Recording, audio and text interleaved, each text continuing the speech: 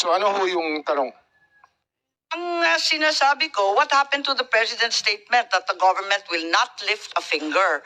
And what happens to your own assertion that there will be no blocking but no cooperation?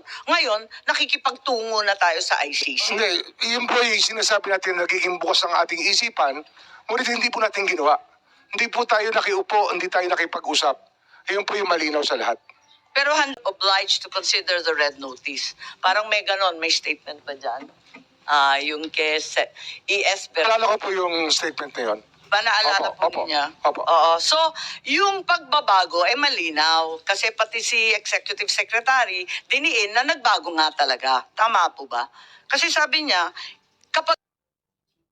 lalo kapag may pulang notisya. Marahil ho dahil ito sa mga karanasan natin sa mga nakaraang buwan na tumutulong po ang Interpol sa ating bansa. Kaya ang pag-alam natin sa Interpol ay ganun-ganun na lamang. Hindi po natin pinababayaan na magkasama ng loob sa Interpol sapagkat sila po ay ating inaasahan sa maraming pagkakataon. Tama, talagang lumalahok tayo at umaasa sa Interpol. Ngayon, nung January, kayo po nagsalita at tatanungin ko kung tama po ba to. At sinabi na the Marcos administration ay uupo kasama na ng ICC. Talagang uupuan na natin to discuss certain areas of cooperation. So, hindi na no cooperation, no blocking, no limit ang ibang mga areas kung pwede, kung saan pwede makipagkaisa. Tama ba yun? Hindi ko naalala yung statement. January 2025 po, sinabi ninyo, uupo kayo kasama ng ICC para malaman doon sa kanilang investigasyon ukol sa libo-libong pagpapatay ng drug war ni Presidente Duterte. Sabi mo, ayon sa report, na yung cooperation with an international tribunal ay pinapayagan sa ating batas.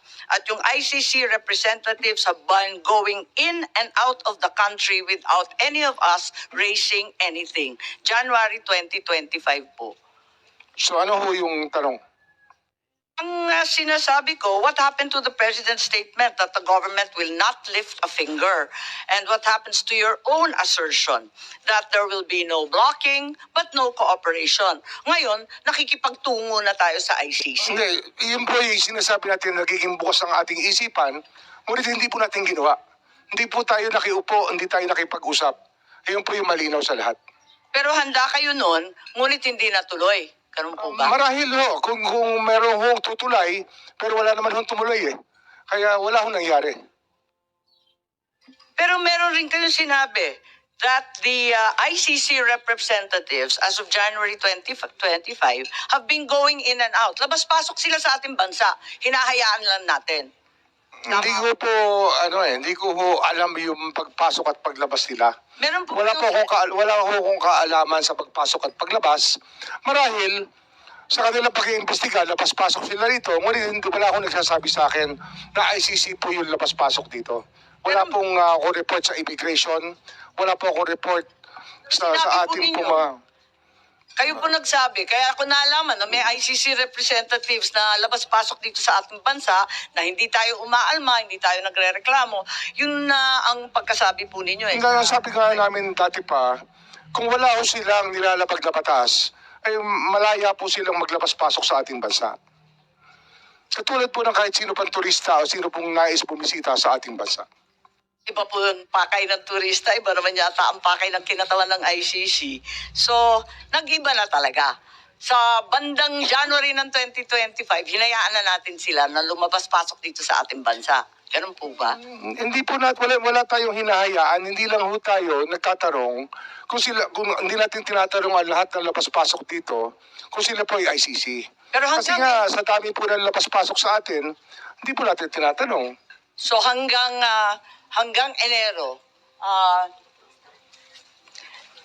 Enero nitong taon talagang maliwanag na labas-pasok na yung mga ICC, ano? Hindi ko po alam eh. Wala pa akong personal knowledge. I can only speak from personal knowledge. Narito kasi sa Philippine Star at sinabi na I know that as anecdotally from people I know from the human rights community, they've been in contact here. Oh, may mga nagkikwento po na may kausap silang ICC. So alam po Ngunit- ninyo. Kasi sabi mo in-identify pa ninyo yung source. Sabi ninyo yung human rights people. Nagko-contact Oo nga, oo. usap na. Di alam na ninyo na nandito na yung ICC. Ay, hindi ko ho nalalaman kung nandun sila. Sinasabi lang nila, may kausap sila. Hindi ko sinasabi ko saan sila nag-usap at paano. Pero, siyempre marami hong gustong tumulay. Ngunit hindi naman natin, hindi ho nagkaroon ng pagkakataon na makilala talaga namin na ICC o makaharap. Kahit kailan po hindi namin nakaharap ang ICC. Pero alam ninyo na may galaw na sila at nag-iimbestiga na sila. 7 taon na po silang gumagalaw, ma'am. 7 taon na. Hindi naman ngayon lang yan eh. 7 years ago, the ICC was already investigating what happened during the drug war. What happened 7 years ago? Parang nahinto eh. Bakit sinabi natin na hindi na tayo Yun lang po yung aking recollection kung kailan sila nagsimula. Na parang 2016 nga, baka 9 years ago pa.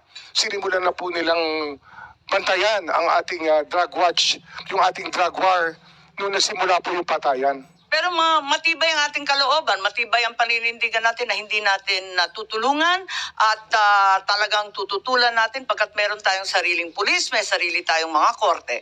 Ang liwaliwanag nun. Opo. Bago lamang, Meron po tayong panahon na pinapantayan dito. taon. May panahon po tayong pinapantayan dito. 2016 hanggang 2019, ay doon po ang kainitan ng drug war. At ito po, ang dami ho lumalapit sa aming opisina, humihingi ng tulong na maimbestigahan yung magpatay kung kani-kanino na lamang. Pero marami ho kaming talagang naging ano eh. Kailan pumunta sa opisina ninyo? Kasi ang binabanggit ninyo, hindi pa Marcos administration, yung 2016 to 2019. Kailan nag-umpisa? Simula ho sila pumunta sa amin, 2022 na. Oh. So matagal na ho nakalipas ang mga krimen na nangyari. Pero nung umpisa, ang sinasabi natin, paulit-ulit, talagang hindi tayo tutulong at hindi natin hahayaan sila manghimasok. Maybe we can ask Secretary Anyo, sorry, kumakain po kayo, violation na naman ng human rights po to. Pero kung maaari bilang pinuno ng National Security Council, baka may naalam kayo tungkol sa pivot. Kasi parang nag-iba eh. Di nag-iba. Bakit nag-iba? Nung una, ang tindi ng ating paninindigan na hindi kailanman tayo tutulong sa ICC. Biglang lumambot. Nahahayaan natin pag pumasok sila. Tapos, pagkatapos nun, meron ng statement, uupo tayo. Kung may mamamagitan, pag-uusapan kung saan tayo pwede tumulong. Meron ba kayong alam, Secretary Anyo? Kasi maraming nagsasabi na kayo daw ang dahilan kung bakit nagbago ang isipan ng ating administrasyon. Madam Chair, palagay ko po ay walang basis po yung ganong klaseng allegation sapagkat ito po ay legal na usapan at hindi po kami nag-focus sa legal na usapan sapagkat ang sa amin po ay on the lens of national security. Tapos wala rin po kaming na-monitor na pumasok dito ng mga ICC investigators kung sinasabi ng mga panahon na yan. So wala kayong alam tungkol sa pagbabago ng isipan at polisiya ng ating administrasyon? Wala po, Madam Chair. At hindi rin kayo kasama sa pagpaplano ng aresto ni former President Duterte? Ma'am, meron po akong opening statement. Pwede ko po bang basahin? Siyempre, oo. In the meantime, if I may recognize the arrival of Senator Cayetano. Please proceed, Secretary. Yes, Anyo, ma'am. please. Good afternoon, everyone. I'd like to start by thanking the Senate Committee on Foreign Relations, chaired by Senator Amy R. Marcos, for the opportunity to clarify the truth about what transpired during the arrest of former President Rodrigo Roa Duterte and other related matters. I believe this is also a good venue for me and my fellow officials to clarify what really happened and to debunk and dispel the false accusations and fake narratives that have misled the public about this issue.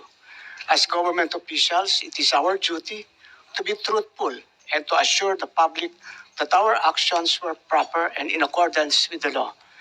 I, for one, have been the victim of relentless disinformation campaign aimed at destroying the integrity and credibility I have carefully built over 4 decades of public service, which began the day I entered the hallowed halls of the Philippine Military Academy. While public officials are not supposed to be thin-skinned, I have rolled with the punches for several days. However, the time has come for me to air my side. Therefore, I am grateful for the opportunity to speak before the Senate and present the truth. As a former member of the cabinet of the Duterte administration, it is also very hard for me to see the former president arrested. I worked closely with former President Duterte for so many years through the most serious crisis the country faced, and we have developed and nurtured a personal friendship. He trusted and respected me in the same way I trusted and respected him, even after our terms ended in 2022. I retired from public service when former President Duterte ended his term. However, the repeated calls for public service came again, and 6 months after my retirement, I was appointed by President Ferdinand Marcos Jr. to be his national security advisor. I saw my appointment as a continuation of my service to the Filipino people across different administrations. As a soldier, my loyalty has always been to the Constitution and the chain of command. This has always been my principle when I served as the Commanding General of the Philippine Army under President Noynoy Aquino, then as AP Chief of Staff, and later as Secretary of the Department of Interior and Local Government under President Duterte, and now as National Security Advisor under President Marcos Jr. In its position, I have held under several administrations. I have never played politics. I do not have a political agenda, nor do I have or will I ever have political ambitions. I uphold the same principle in my role as National Security Advisor and Director General of the National Security Council. Thus, I'd like to state for the record that my role was limited to the mandate of my office to assess that the situation does not escalate into a national security concern. The implementation of the ICC warrant is beyond my mandate, and I have no part in it. And may I also state for the record that I am not aware of any core group, nor am I a member of such group that allegedly planned and prepared for the arrest of former President Duterte. In fact, it was only on Tuesday morning, March 11, 2025, that I learned that there was already an Interpol red notice and that the ICC warrant of arrest would be served. There was also no intelligence operation. The former president's presence in Hong Kong, as well as his return to the country, was a public knowledge since it was heavily reported in both mainstream and social media. It is utterly unacceptable and unfair that my name is being dragged into an alleged grand conspiracy. I firmly deny any allegations of a grand conspiracy. In fact, the events in March 11 were spontaneous. As National Security Advisor, I was merely doing my job. However, I face all these accusations against my honor and integrity with firm resolve, knowing that I am on the side of the truth, and I was simply doing what I had to do. And in doing so, I upheld the truth, justice, and the rule of the law. Again, my loyalty is always to the country, to the Constitution, and not to any person. Thank you, Madam Chair. Salamat, Secretary Ed.